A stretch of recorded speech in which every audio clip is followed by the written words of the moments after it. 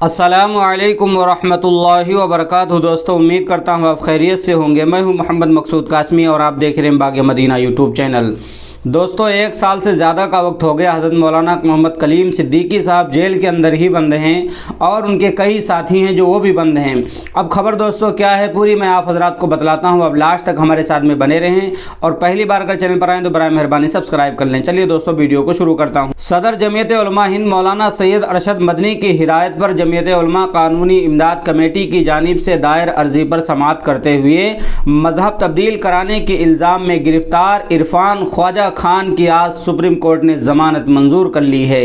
जमीयत की जारी करदा रिलीज़ के मुताबिक 2 रुकनी बेंच ने अपने हुक्मनामे में कहा कि निचली अदालत मुल्जिम को मकामी जमानतदार खड़े करने के लिए दबाव न डाले, बल्कि मुल्जिम को उत्तर प्रदेश के बाहर का भी जमानतदार मुहैया करने की सहूलत दे।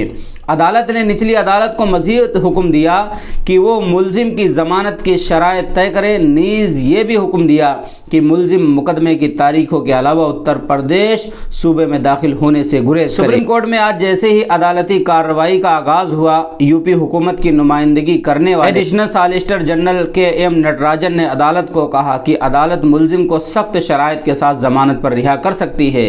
नीज़ मुल्जिम को उसके खिलाफ आयद इल्ज़ामात की बुनियाद पर ज़मानत दी जानी चाहिए ताकि दूसरे मुल्जिमीन को इससे फ़ायदा न मिल सके। इसी दरमियान 2 रुकनी बेंच के जस्टिस अनुरोध बोस और जस्टिस सुधांशु धोलिया को सीनियर एडवोकेट नित्या रामा कृष्णन ने बताया कि मुल्जिम पर जिस तरह के इल्ज़ामात आयद किए गए हैं वो नाकाबिल यकीन हैं। नीज़ दहली में मजहब की तब्दीली पर पाबंदी नहीं है और यूपी के कानून का दहली में इतलाक़ नहीं होता और जिस शख्स ने इस्लाम कबूल किया है उसने इस्लाम से मुतासिर होकर इस्लाम कबूल किया और उसकी शादी उसकी मर्ज़ी से हुई थी। मुल्जिम इरफान ख्वाजा खान ने बस इशारों के ज़रिए समझाया था क्योंकि दोनों गूंगे थे।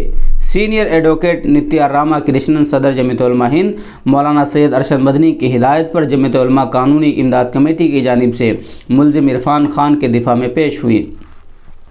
2 रुकनी बेंच गुज़िश्ता समाअत पर ही फ़रीक़ैन के दलाइल की समाअत कर चुकी थी, लिहाजा अदालत ने आज फ़रीक़ैन को मज़ीद बहस करने की ज़रूरत नहीं है और मुल्जिम इरफान खान के हक़ में फ़ैसला सादिर कर दिया। दोस्तों, मौलाना अरशद मदनी की कोशिश से और उनकी मेहनत से जद्दोजहद से इरफान खान की आज दोस्तों ज़मानत कोर्ट ने मंजूर कर ली है। बहुत ही खुशी की ख़बर है। हम दुआ करें कि अल्लाह तबारक व तआला जमीयत को सलामत रखे और इसी तरीके से हज़रत मौलाना कलीम सिद्दीकी साहब जो 1 साल से ज़ायद अरसा गुज़र गया है जेल के अंदर बंद हैं, अल्लाह तबारक व तआला उनकी भी रिहाई के इंतज़ाम फरमाए। चलिए दोस्तों, आप हज़रात भी उनके लिए दुआ करें। नीचे कमेंट में दुआ लिखिए मौलाना कलीम सिद्दीकी साहब के लिए और पहली बार अगर चैनल पर आएँ तो बराए मेहरबानी सब्सक्राइब कर लीजिए। चलिए दोस्तों, फिर मिलते हैं इंशाअल्लाह जल्दी किसी नए वीडियो में किसी नए टॉपिक के साथ। अस्सलामु अलैकुम वरहमतुल्लाहि वबरकातुहू।